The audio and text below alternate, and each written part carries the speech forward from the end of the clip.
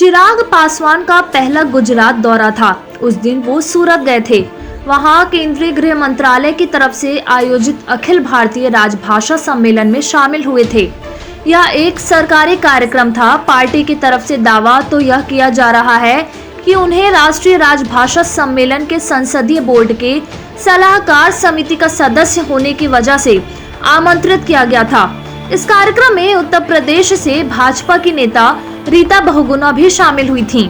इनके और चिराग पासवान के साथ की एक तस्वीर भी सामने आई है। इस कार्यक्रम के चीफ गेस्ट भाजपा के चाणक्य कहे जाने वाले और देश के गृह मंत्री अमित शाह थे। सूत्रों का दावा है कि अमित शाह और चिराग के बीच उस दिन बातें भी हुई हैं। हालांकि इन दोनों के उस दिन के साथ की तस्वीर नहीं है। इस कार्यक्रम के बाद ही उस दिन चिराग ने अपनी पार्टी के गुजरात प्रदेश इकाई के नेताओं के साथ मीटिंग की थी। चिराग पासवान फिर से गुजरात गए। यह इनका दूसरा दौरा था। उस दिन वो गोधरा गए। वहां अपने पार्टी के नेताओं से मिले। विधानसभा चुनाव की तैयारियों को लेकर काफी सारी बातें हुई। प्लानिंग और डिस्कशन किया गया। गुजरात में अपनी पार्टी को मजबूत कैसे करेंगे, इस बारे में बताया गया। पार्टी के विस्तार को लेकर भी काफी सारी बातें हुई। इन सब के साथ ही गोधरा में ही पार्टी कार्यकर्ताओं के एक सम्मेलन को भी उस दिन चिराग पासवान ने संबोधित किया था। ये दोनों दौरे ऐसे ही नहीं हैं। वो भी इतने कम समय में। वहां ना तो चिराग पासवान की पार्टी का बेस है, फिर क्या है? आखिर वहां क्या खिचड़ी पक रही है? ताल की तो मामला गुजरात विधानसभा चुनाव ही निकल कर आया। गुजरात में विधानसभा चुनाव की तैयारियां चल रही हैं। दिसंबर महीने में वहां चुनाव होने की संभावना है। भारतीय जनता पार्टी ने वहां लगातार अपना वर्चस्व कायम कर रखा है। दिल्ली और पंजाब के बाद आम आदमी पार्टी की नजर गुजरात पर है। इसलिए अरविंद केजरीवाल वहां बार बार जा रहे हैं।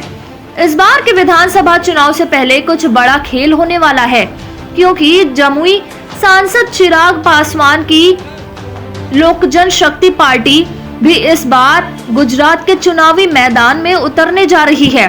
सीट और उम्मीदवार को लेकर पार्टी की तरफ से रिसर्च वर्क भी चल रहा है। पहले तो यह बात सूत्रों के जरिए सामने आई थी, मगर अब लोजपा के राष्ट्रीय प्रवक्ता ए.के. वाजपेयी ने कंफर्म कर दिया है कि उनकी पार्टी गुजरात में विधानसभा चुनाव लड़ेगी। इसकी तैयारी चल रही है। गुजरात की आबादी 6.5 करोड़ से अधिक है। इनकी आबादी का करीब 5% लोग बिहार के हैं, यानी 30 लाख लोग जो विधानसभा में वोट देते हैं। इनके अलावा उत्तर प्रदेश और राजस्थान के लोग भी बड़ी संख्या में वहां रहते हैं। सूत्र बताते हैं कि चिराग पासवान के जरिए उत्तर भारतीयों को साधने की तैयारी चल रही है।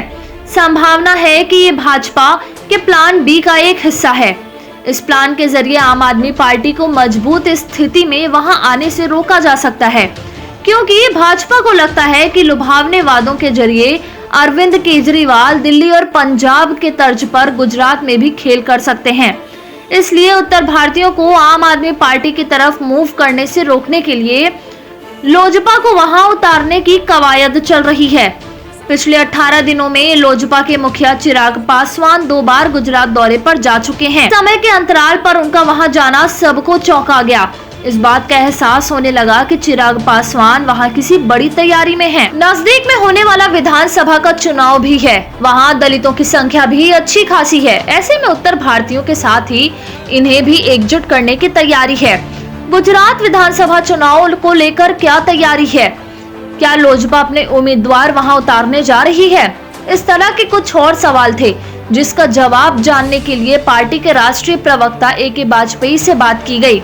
भास्कर से बात करते हुए सबसे पहले तो उन्होंने अपनी हामी भरी। कहा कि हाँ जी, हमारी पार्टी वहां विधानसभा चुनाव लड़ने जा रही है। उन्होंने कहा कि सीटों की संख्या क्या होगी और वो कौन कौन सी होगी, इस पर अभी पार्टी अपना रिसर्च वर्क कर रही है। आकलन किया जा रहा है। इसी आधार पर उम्मीदवारों का भी चयन होगा। पार्टी को मजबूत करने के लिए ही राष्ट्रीय अध्यक्ष गुजरात दौरे पर 2 बार जा चुके हैं।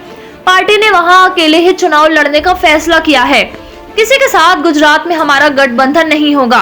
राष्ट्रीय प्रवक्ता ने कहा कि हमारी पार्टी पहले भी 4 राज्यों में विधानसभा का चुनाव लड़ चुकी है, जिसमें मणिपुर, उत्तर प्रदेश, पश्चिम बंगाल और झारखंड शामिल है। 2020 में बिहार विधानसभा का चुनाव हुआ था।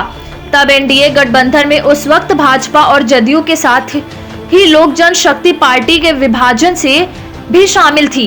एनडीए में होने के बाद भी उस वक्त के बिहार विधानसभा चुनाव में चिराग ने अकेले चलने की राह अपनाई थी।